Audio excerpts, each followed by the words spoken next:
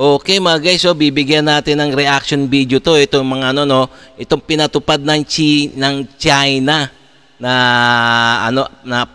aarestuhin ang mga Pinoy fishermans na trespassing sa kanilang teritoryo daw. Teritoryo daw na sakop ng ating exclusive economic zone. Itong ano na tong China to nang aangkin ng teritoryo na may teritoryo no. So pinatupad na nila ang kanilang batas na aarestuhin ng mga Pinoy na fishermans, lahat ng Pilipino na trespassers daw. So itong bibigyan natin linaw, itong bibigyan natin reaction video no. Itong mainit na balitang to sa West Philippine Sea. Ngayon kung bago ka pa lang sa aking channel guys please like and subscribe na lang muna sa aking channel bago tayo mag-umpisa. And also siyempre bibigyan natin reaction to galing kay Teleradyo Serbisyo. Sa kanyang balita to na ating bibigyan ng reaction. Okay, umpisa na natin mga guys para maboljakan na natin tong mga China na to. Punta tayo sa Masinloc, Zambales. At kamustahin po natin yung ating mga mangingisda roon na syempre patuloy pa rin po na nakakatanggap ng mga banta at tensyon din. Nakaka-experience talaga ng tensyon mismo mula sa China. Ito po, nasa linya po ng ating telepono si Sir Leonardo Quaresma, ang Pangulo po ng New Masinloc Fishermen's Association. Magandang umaga po, sir. Magandang umaga, sir. Welcome sa Anong Ganap. Opo, si Adrian po ito, si She at si RG. Magandang umaga po. Kamusta po sa inyo dyan ngayon? Ito po, naulan po tayo. Gabi at maulan po rito kagabi. Ayan, kamusta po? 'Di ba kahapon ay sinasabi nga po na nagsimula na yung banta ng China na mang-aaresto sila kapag pumasok daw sa teritoryo daw nila. Kamusta po ba? Po ba kayo? Nakaranas po ba kayo ng kanilang ganyan ng parang pangaharas o kung ano man? Itong nakaraang araw po ay walang Diyos po ay wala naman pong anumang mga pangyayari dito po sa aming lugar. At yan pong ating mga pumalaot ay wala naman pong nangyaring mga anumang bagay na... Ayan tingnan nyo naman tingnan nyo ang nangyari doon sa batas ng China na anti-trespassing policy So tingnan mula kahapon hanggang ngayon 15-16 walang nangyayaring arestuhan. So talagang itong mga China na to hanggang banta-banta lang naman to mga China na to no. Itong mga Chinoy na to ngayon, kung mga noon pa yan itong mga Chekwa na to no, puro banta ng banta na lang. Kasi nga takot nga sila hanggang hanggang sa pagbababanta lang naman ang kaya nilang gawin no. Pero pagdating sa actual hindi na kasi pag yan pinatupad talaga nila, malaking gulo yan, no? Talagang lalaban ng mga Pilipino fisherman. Hindi lang ang Philippine Navy at Philippine Coast Guard, no? Ang papalag dyan. Kundi mismo yung mga huli nila ng mga Pinoy fisherman, no? Talagang papalag makikipagpatayan yan. So, at isa pa, hindi lang yan, no? Buong mundo, world country, papalag at magagalit siyempre sa China. So talagang wala sa batas yung ang ginagawa ng mga China no. So talagang maling-mali ang China. Kanila po pangingisda. So kahapon po ba yan na may mga pumalaot na mga mangingisda? Kahapon po ay pumalaot po yung ilan natin mga kasama rito.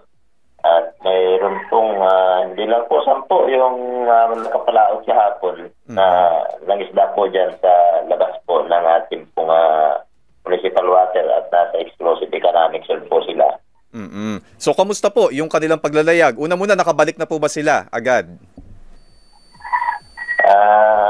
Awa po ng Diyos ay nakauwi naman po sila ng mapayapa at wala naman pong anumang mga nangyayari. O yan tignan nyo naman Wala nga silang, o di nga sila inistorbo kahit ano no ng mga Chinese diyan sa sa Masinloc, Zambales no. Sa kabila ng utos ng China na anti-trespassing policy, kuno doon sa ating teritoryo. Talagang siguro alam din ng mga Chino, mga Chekoan na mali sila, at pag pinatupad nila to ay sigurado pagsisimula ng gera to mula sa iba't ibang bansa labang sa China. So ganun ang mangyayari siguro, kaya hanggang lang to mga Chekoan na to, banta-banta lang to, mga lintik na to. Oo, pero ano yung nakita nila doon? Nakita nila ba yung may mga China Coast Guard o kaya yung maritime militia vessels o kung ano pa mang sasakyang pandagat na may kaugnayan na sa China? Ang ating pong mga defenders ay hindi po nila, wala naman po silang namataan, sabalit yung mga pupunta po ng malapit po doon sa Baho de Masinloc, sila po yung nakaranas ng mga nakalipas po itong isang linggo. Pumunta po sila roon na nag-harvest po ng kanilang payaw. Yung mga sumasama po dito po sa ating mga pangulong o yung mga commercial fishing vessel ay nakaranas po sila ng ilang mga pangharas ng mga Chinese Coast Guard dahil hindi po sila nakaharvest ng kanilang payaw. So yung nakita natin nung mga nakaraang araw na may tensyon, nang babangga, nang hahabol, wala pong ganong nangyari kahapon.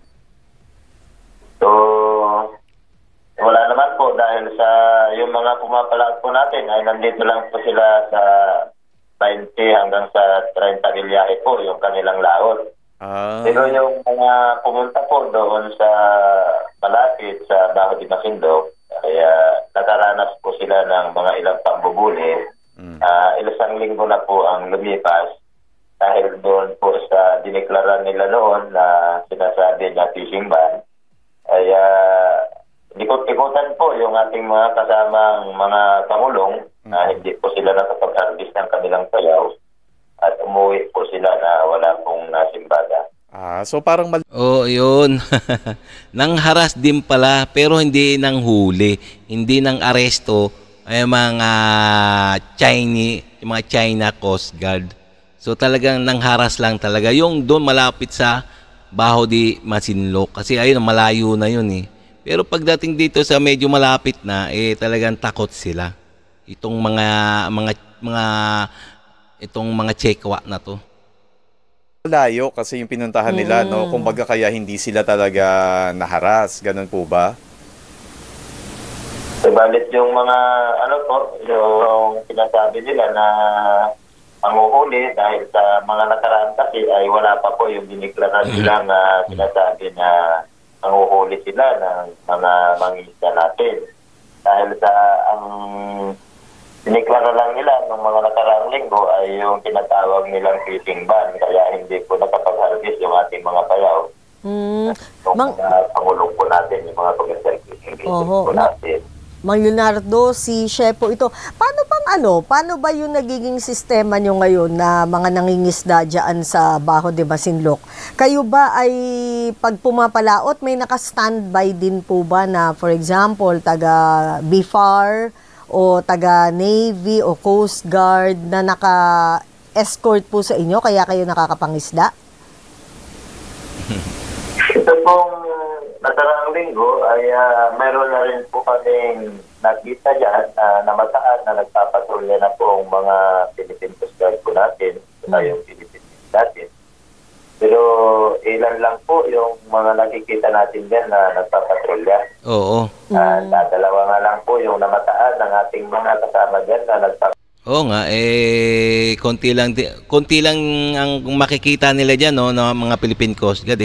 Konti lang naman talaga barko ng Pilipinas. Patrolya po ng mga kasama nating Philippine Coast Guard at saka yung Philippine. Kasi nga kulang ang resources, Dalawa kumpara sa ilan naman na laging nakaantabay para harangin kayo galing doon sa China.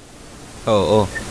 Actually po, yung mga defenders po natin ay hindi naman po sila nakakarating doon sa malapit sa Baho de Masinloc, kaya wala pong nakakaranas ng mga ganitong pangaharas doon po sa ating mga deep sea fishermen. Ang madalas lang po na nagkakaroon ng harassment ay yung pong ating mga Scarborough fisherman na talagang pumupunta po dyan at saka yung mga commercial fishing vessel po natin. Kaya yung mga commercial fishing vessel po na may mga payaw malapit po dyan sa Baho de Masinloc, kaya hindi po sila nakakapag-harvest ng kanilang payaw. Kaya sila po yung talagang matindi ang okay, no? Na nagagawa ng ating mga Chinese Coast Guard. So okay, no, mga guys, no, magandang balita to, no, sa kabila ng pinatupad ng mga China na anti-trespassing policy daw sa kanilang teritoryo daw, hindi, walang nakitang walang nakaranas pangharas ang ating mangingisda, walang hinuli, walang inaresto. So talagang lang tong mga chekwa na to hanggang banta-banta lang talaga. So kung natakot ka, siyempre hindi ka susundin mo yung batas nila. Pero itong mga Pilipino natin, mga kababayan, talaga hindi natatakot sa China. Siya dapat nga lang talaga wag sila matakot kasi sarili natin teritoryo to, no. So malaki ang laban talaga natin dito. Pag once na nagpatupad sila ng kanilang batas sa hindi nila teritoryo, talagang meron silang kalalagyan itong mga chekwa na to, no. Mga buwisit.